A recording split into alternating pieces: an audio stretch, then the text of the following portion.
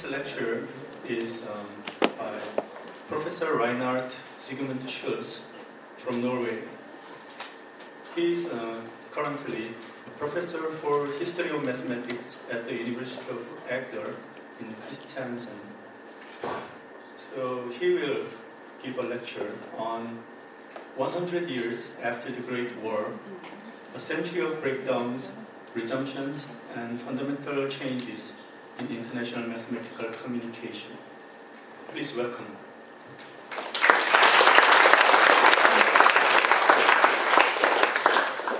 Thank you very much for the invitation, and thanks to my friend and colleague Julia Green for ideas and improvement of my English. As you see, the announcement of our chairman differed a little bit from my title because I felt compelled to reduce it a little bit, to do it in a workable manner, and certainly the whole international communication business is of course such a broad topic which goes, it cannot be reduced to international relations in a more narrow political sense, and it goes between disciplines, it goes certainly between people and between mathematical schools, and then we have to, in a 45 minute lecture, of course we have to further reduce, and I thought I can focus a little bit on points which are relevant for the history of the international mathematical congresses even in the second part, and can present something which is actually correcting some traditional information about at least the Bologna Congress of 1928. I will so proceed in my talk. In the first third, I will give some glimpse of some other topics which are not related to Bologna. The first topic would, for instance, be the question of the partial invisibility of Russian mathematics during 100 years, which is of course conditioned partly by language questions, by political questions, by political self-isolation partly of the Russians, or isolation imposed on them, and certainly also by different educational ideals which were prevailing in Russia or the Soviet Union, different connections to engineering mathematics and to mathematical physics, which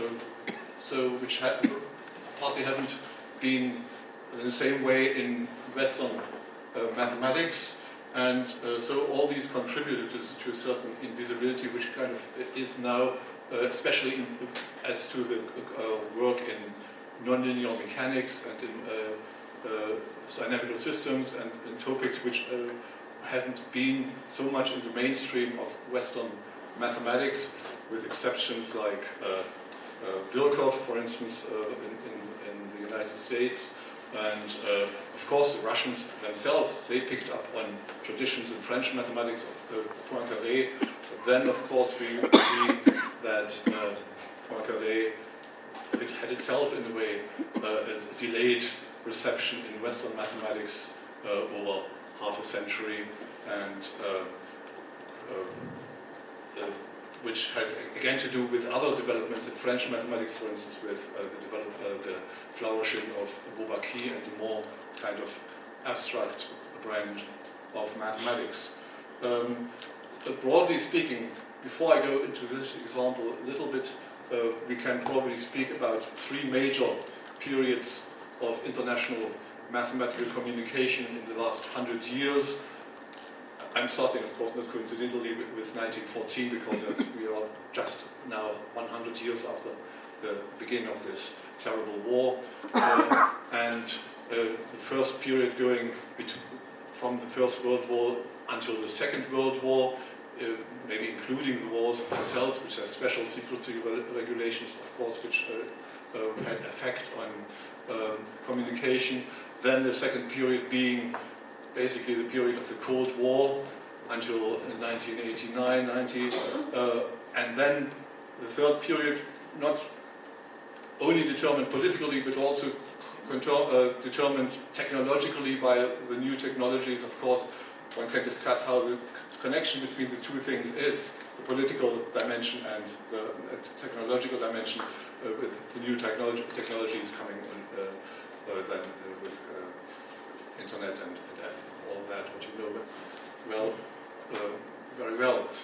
Now, one can even argue that the first period, which I mentioned, can be divided in two, from the First World War to 1933, because then the German mathematics was very strong, of course, and at the time was kind of cut off from international communication in a way, at least as far as the mathematicians within Germany were concerned.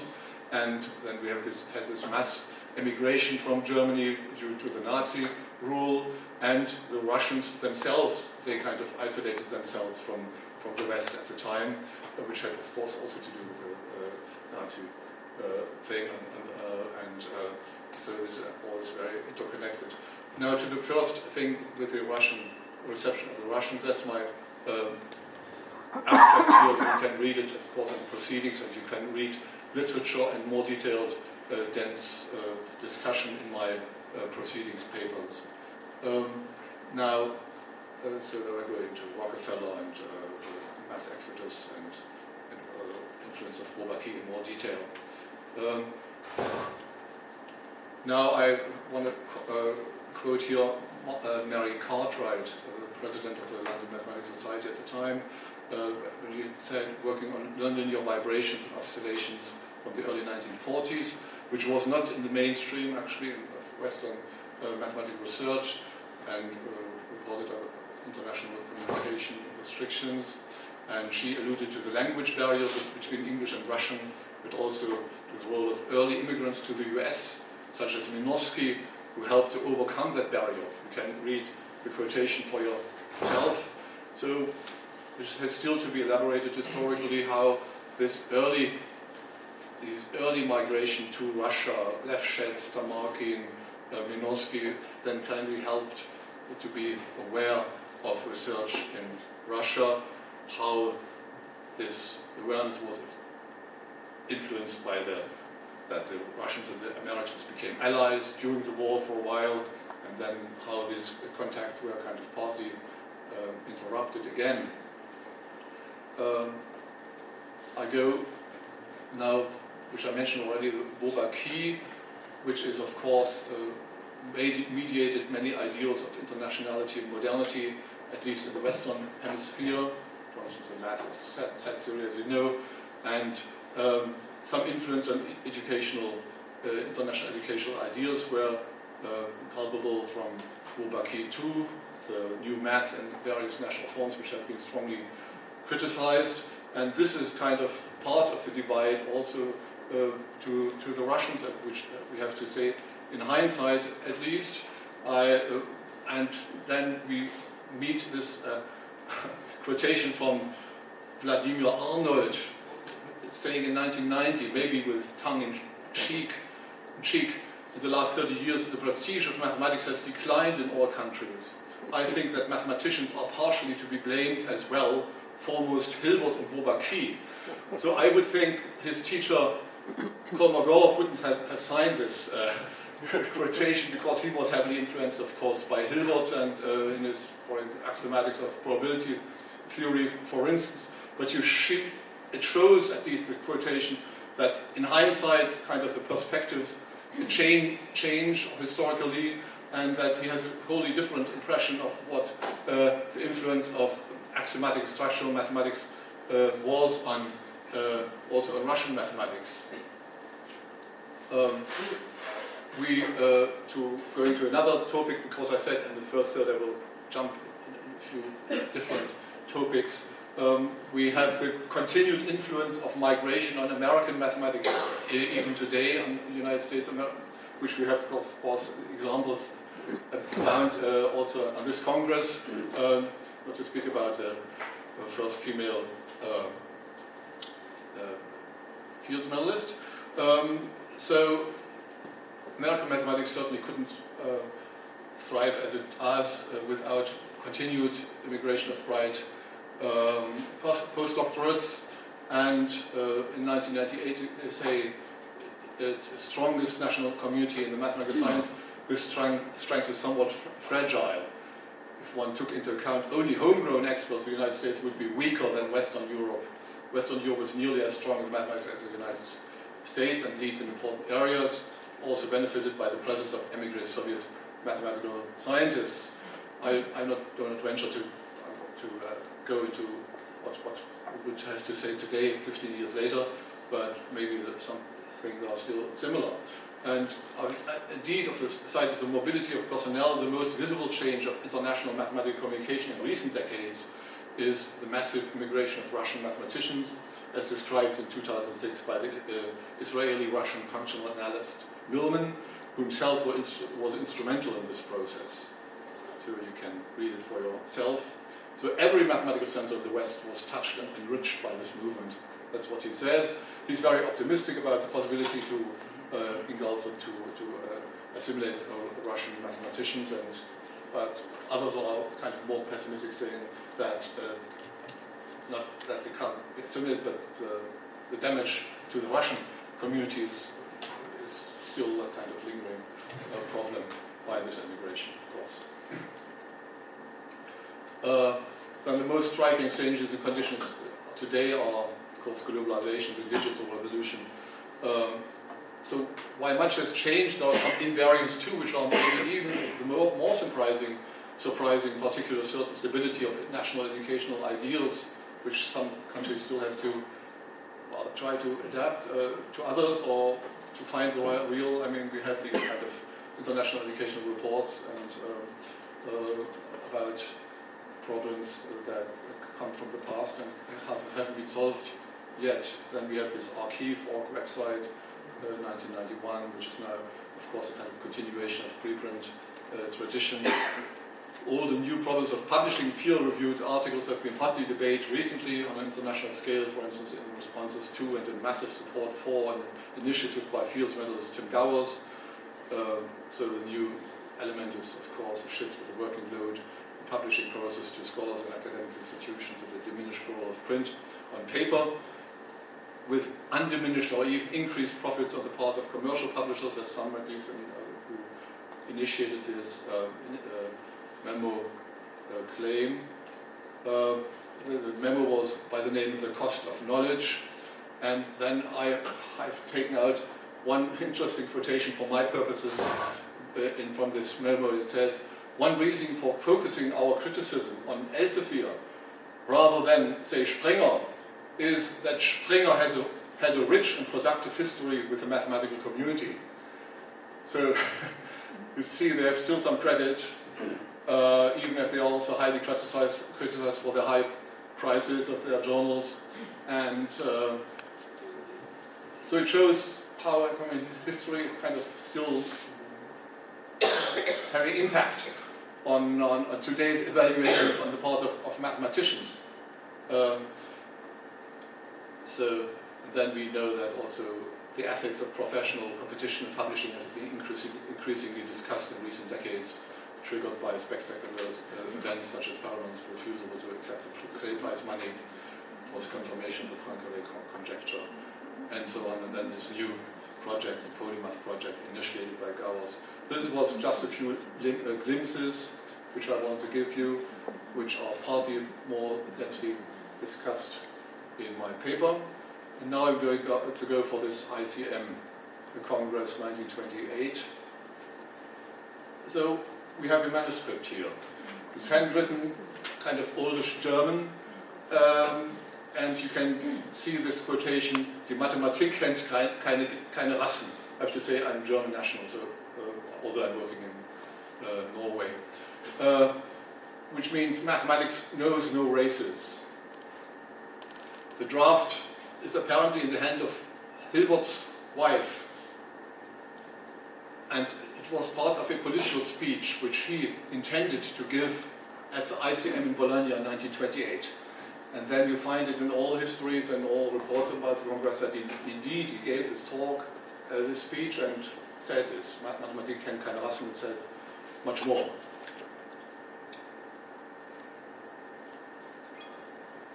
So we have to go a little bit into history here. There was this so-called boycott of German mathematics. It means the exclusion from official international mathematical collaboration of mathematicians from Germany and its war allies. Of Germany and its war allies has to be. It was spearheaded by the International Research Council, the science organization of the Entente. Its president between 1919 and 1936 was the French mathematician Émile Picard. Picard insisted on the connection of the international congresses with this International Research Council and expected German scholars and academies, because they were also institutional members, to recognize this prerogative and to first join the IMU before they could go to the ICMs again, right? Because they were excluded from the first ICMs after the Germans and the Austrians who had lost the war. So then the Dutch topologist and intuitionistic mathematician came on the scene. He was at the time also in a struggle about the foundations of mathematics with Hilbert's formalism, as you know well. And he made himself the spokesman of German honor, as he said, although he was Dutch. He said in a leaflet distributed in January 1928, each mathematician should ponder for himself whether participation in the planned Bologna Congress is possible without mocking the memory of Gauss and Riemann, the cultural meaning of the science of mathematics and the independence of the human spirit. So he didn't believe that the Italians kept a distance to this kind of boycott organization, the ICM, the IMU, and that the ICM was distanced to the IMU. So then there were three Berlin mathematicians whom you probably know by name. Ludwig Bieberbach, known in function theory conjectures. Richard von Mises, founder of the School of Applied Mathematics. Erhard Schmidt in functional analysis. And the three Berlin mathematicians shared Brauer's opinion that the participation in Bologna was incompatible with German honor. And they were not convinced that the Italians had really severed the contacts with the IRC. There was also a subliminary institutional conflict between Berlin and Göttingen at the time. A rejection of modernist Göttingen attitudes in communication. For instance, they had launched the Zentralblatt, which was a competitor of the Jahrbuch über die Fortschritte der Mathematik, and published in English. Everything was a kind of foreign to these Berlin traditional mathematicians. And it was coupled with jealousy about the Rockefeller funds which Göttingen received. They got this new mathematical building built by Rockefeller in Göttingen. So they advised against participation. Then we had the organizer of the Italian Congress, Salvador Pincola, who was also working in the beginnings of functional analysis. He was president of the ICM in Bologna 1928, which they organized, and was at the same time president of the IMU, so this member organization of the International Research Council, while Picard was the head of the IRC, right, even higher. And so he came, of course, into problems. What Pinkola, what should he do? He was president of the IMU, so he should follow the policies, the official policies of the IRC. And at the same time, he wanted that the Germans would come to the Congress. So was a problem. So he tried a middle way and succeeded in loosening the contacts between the IRC and the Congress, and wrote even a letter to Picard that he must understand that he has to accept them, the Germans, without them joining the IMU. Hilbert and like-minded German mathematicians won the battle against nationalistic resentment in their own country and convinced the majority of their countrymen of the good intentions of the Italians. And so they went except for these German mathematicians and others, the Berlin mathematicians and others, they went to Bologna. So some historians and mathematicians have tended to exaggerate the role of the Germans on this Congress, in particular of David Hilbert in Bologna. In 1964, Richard Courant, aged 76, a former student and an admirer of Hilbert, who was present at Bologna, Courant, Hilbert of course also, seemed to remember the following. The Allied countries wanted to make a gesture of reconciliation and invited the German mathematicians and asked Hilbert to be the president of the Congress in Bologna. Hilbert accepted, but a group of nationalists became excited and it all became a question of honor. But of course, in reality, again, the perspective is a little bit distant from Courant. Pinkola was rightfully chosen as the president of the Congress. And Hilbert was just one of 10 vice presidents, one each for the 10 major participating countries. If there was one foreigner who indeed received more of a podium in Bologna than the others, and it was a leading American, George David Birkhoff, and he gave some words in the opening session in the name of the foreign Congress members, also gave the plenary talk, quelques éléments de mathématiques de l'art, some elements of mathematics of art, in the exposed environment of the Palazzo Vecchio in Florence. So the Congress had moved to Florence. The role of Birkhoff in Bologna resonates well with the then increasing international importance of American mathematics in the 1920s, with the financial muscles of the Rockefeller philanthropy advised by Birkhoff, which exactly between 1926 and 1929 financed the new Mathematical Institute buildings in Paris and in Göttingen and continued to sponsor international fellowships for young European mathematicians. So, the return of the Germans was anyway an important event. And if you see at the ATI, the proceedings of the Congress afterwards, you find this curious Roman 6 in parentheses. So they declare the editors, which are anonymous, because editorial means publisher at the bottom. The editors which are anonymous, they declare it to be the 6th International Congress. That means they declare the Strasbourg Congress of 1920 and the Toronto Congress of 1924 as non-existing in the sense of international mathematical congresses. These were the congresses where the Germans had been excluded, right? And so it was a kind of courageous act, I think, that they did it. And Charles Fields, who donated the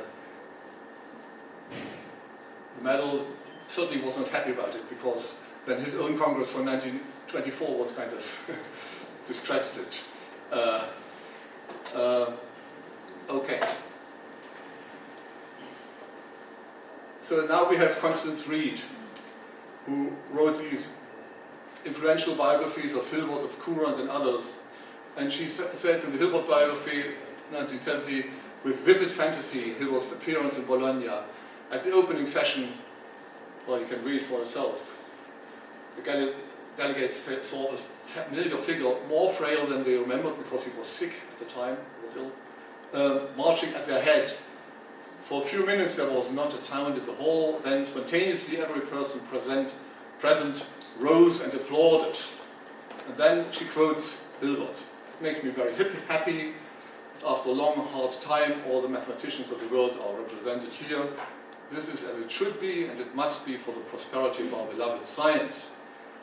Let us consider that we as mathematicians stand on the highest pinnacle of the cultivation of the exact sciences. We have no other choice than to assume this highest place, because all limits, especially national ones, are contrary to the nature of mathematics. It is a complete misunderstanding of our science to construct differences according to peoples and races, and the reason for which this has been done are very shabby ones. Mathematics knows no races. For mathematics, the whole cultural world is a single country. Very impressive lines. Below is now what Hasso Herrlen, a German-Belgian mathematician who had connections to Brouwer, who had been a kind of unofficial envoy to Bologna for Brouwer. described Hilbert's mathematical plenary talk by the topic Problems of Laying Foundations for Mathematics, and its reception by the audience in a letter to Brauer in September 1928, so after the Congress. He said the first talk was by Hilbert, was welcomed with enthusiastic applause, many repetitions, concentration strongly diminished, Hilbert's concentration, apparently due to illness, content basically known from last publications, applause strong. Also Adamar was greeted with strong, who came after him with his plenary talk. His talk was also formally very good and much more impressive than Hilbert's. Adamar got much bigger applause than after his talk than before. In Hilbert's case, the applause was for the person. In Adamar's case, it was also for the talk.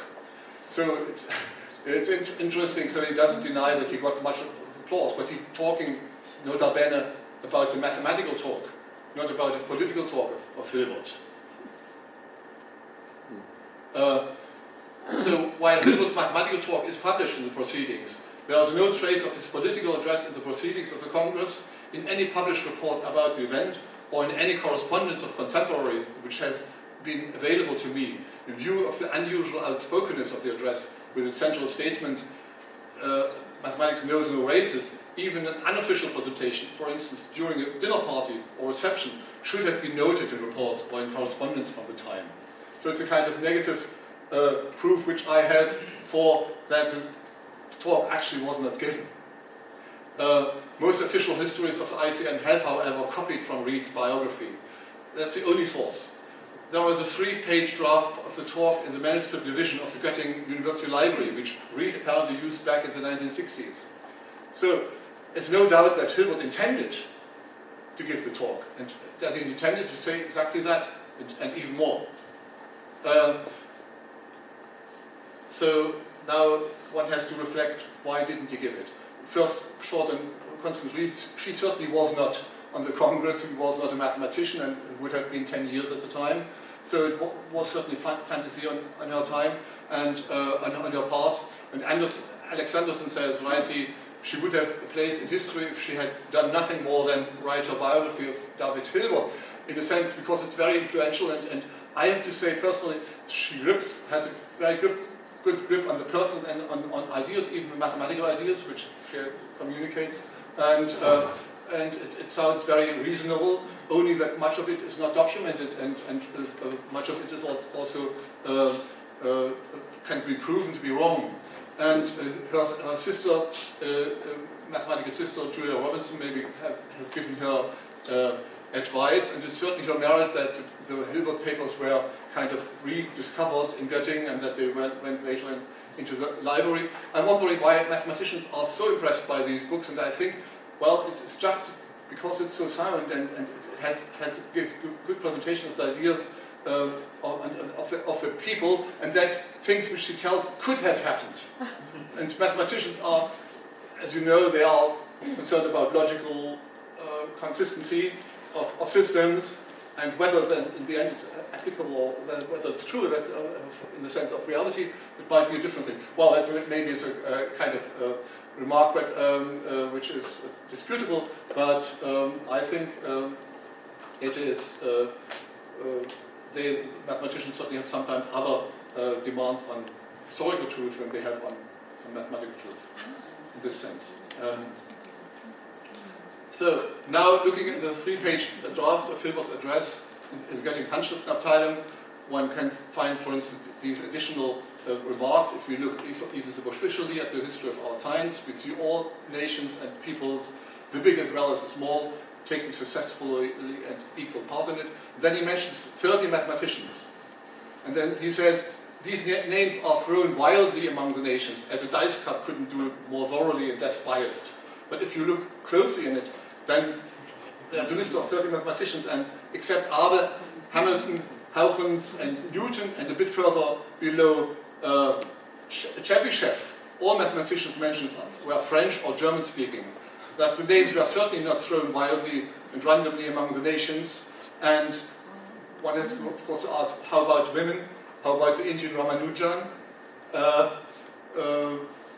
If one really talks about talent, equal talent in all countries, to present the draft, or the text admits superficiality in Bologna in unchanged form would have been most embarrassing above all because it omits the name to name any mathematician from the host country, Italy. Right? So this would have been, I would think, embarrassing. So it might have been a reason that he, in the end, didn't feel fit to present this talk in this form, at least. And then, of course, his disease came in addition. But he's talking about peoples first, about French and other peoples, but why is he also referring to races? What impresses immediately is that it seems to go beyond the national conflicts of the time.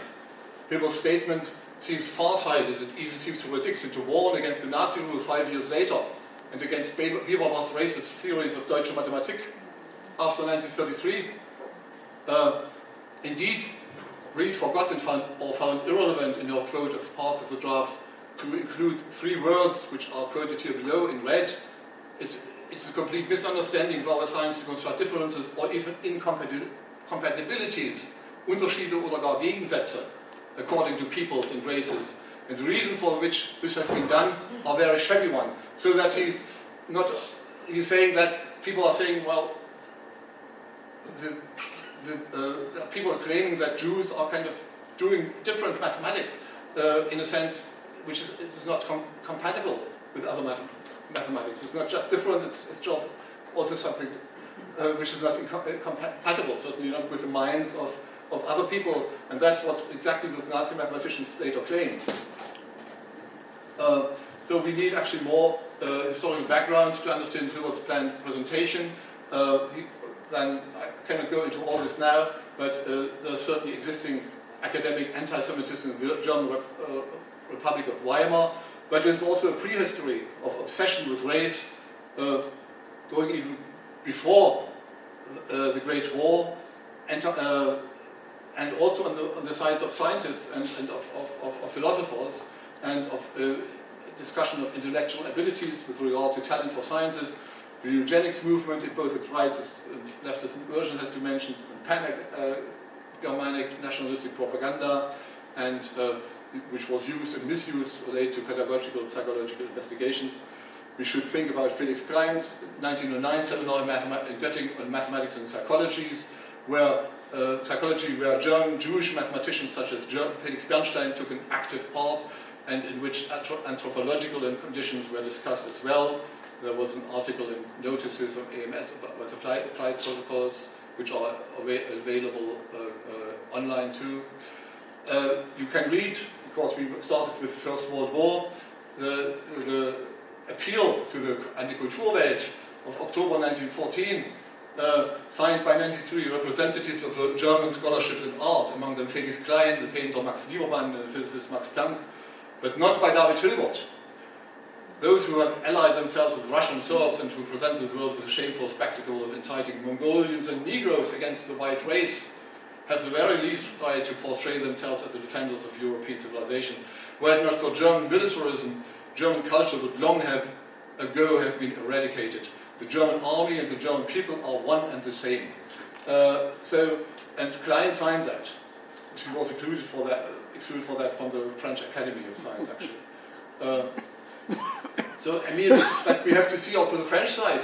Émile Picard wrote in 1916 in L'Histoire des sciences et les prétentions de la science allemande. It's a strange aberration that the German race claims to be the only one in the world to contribute to the scientific development of mankind. It's a collective dementia which pushes the German people like a chosen people charged by its God to direct the world. I mean, Picard was certainly a good Catholic, and he meant in the first place here the Protestant God of the Prussians, certainly, but subliminally, you see, I mean, the chosen people, he's certainly alluding also to the large number of Jewish mathematicians among the German mathematicians. And then the French physicist Duhem says the German spirit is basically geometrical. The German does not have the esprit de finesse. The geometrical spirit gives shape to a building which has been constructed before by the French inventive spirit. There's much kind of modernity criticism and fear of modernity in that. And geometry here doesn't stand for the intuitive, for the original, but to the stands for the opposite. It stands for the logical construction after the fact mathematically has been found intuitively by the esprit de finesse. And that's, so later on the Germans kind of conversed the whole thing, the Nazi ideologues, and they spoke about the geometrical intuitive spirit opposed to the axiomatic, purely logical spirits of the French and the Jews. You know, that was conversed later on. In both cases, this kind of anti-modernist feeling connected to that. But Hilbert was aware of this discussion, of course, also from the French part, and he was very afraid that this was kind of enter into mathematics with effects.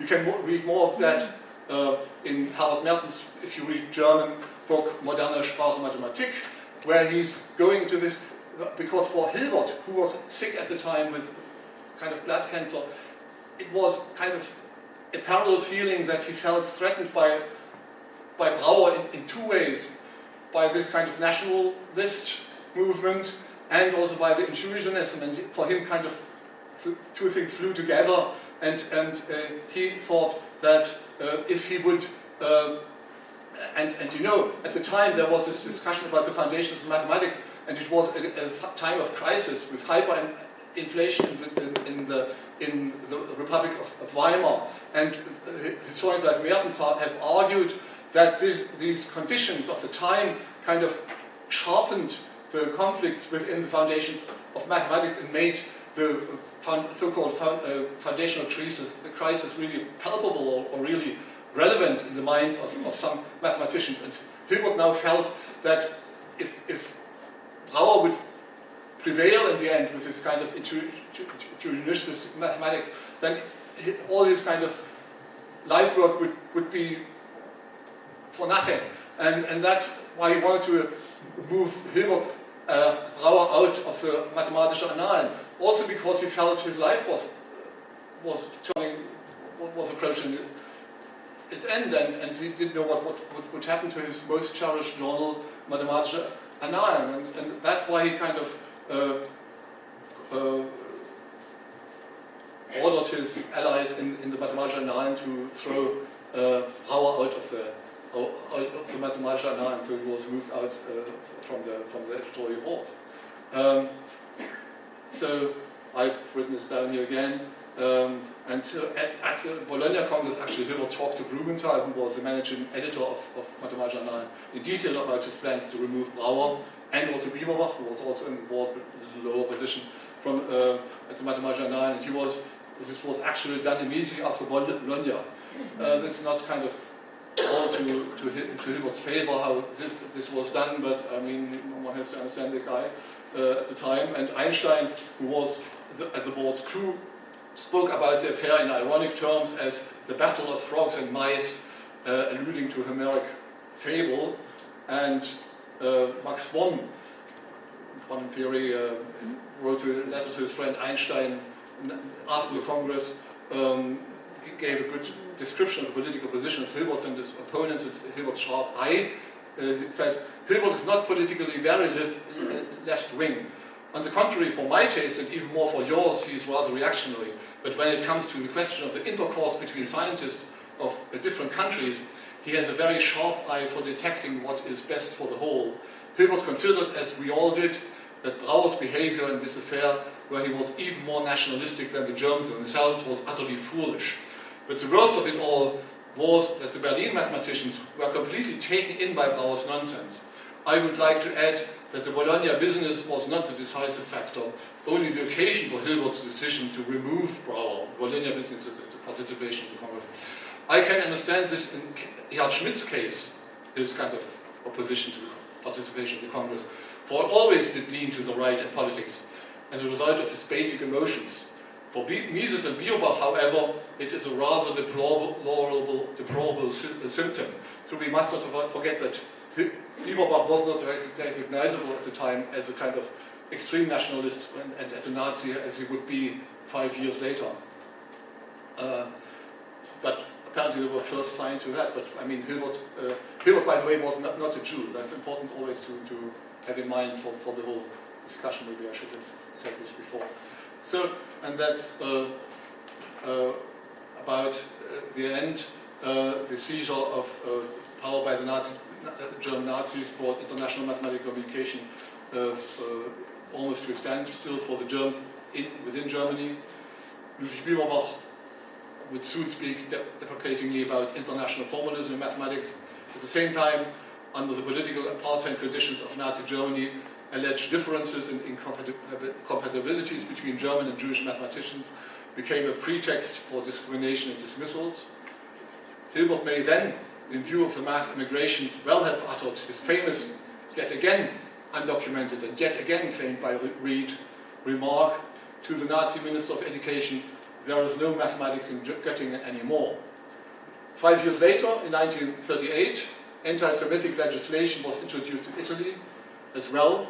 The organizer of the Bologna Congress, Pinkerle, who was of Jewish origin and died in 1936, he was spared persecution, which then followed also for Italian mathematicians. It was not so strong in Mussolini, Italy, as you know, only then in 1938 when the anti-Semitic legislation came. Thus, the decade after Bologna, the farsightedness of Hilbert's unpublished appeal became obvious in Germany, in Italy, and worldwide. 100 years after the Great War, in times of renewed political tensions, Bologna and its aftermath should remind us that reconciliation and normalization, also in the sciences and in mathematics, are not irreversible. However, at least one thing seems to be a generally shared view today: Hilbert's mathematics knows no races. Thanks for the attention.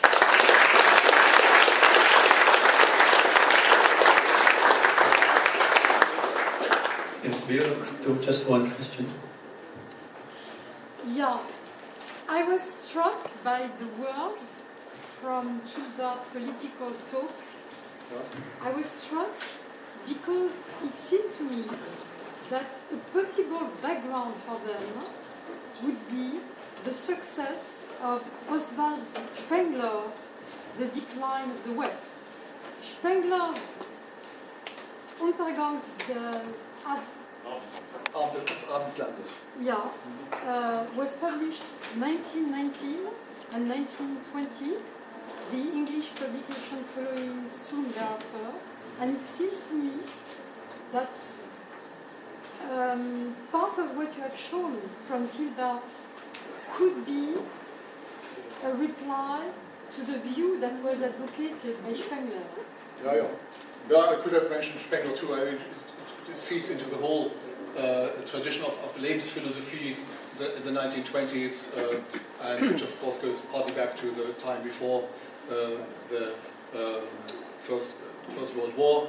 There was sharp rejection of what Spengler meant by many mathematicians at the time, actually also by Richard von Mises, so he was not a supporter, he was more on the positivist side, right? And so this can easily be read as a partial response also to this. I mean, so that's what I wanted to make clear, that he kind of was felt very unhappy about the whole discussion which had been lingering there around for 20 years about the relation between the race and science, and which even Klein had contributed to. Yeah. Okay, thank you very much. Please thank the speaker.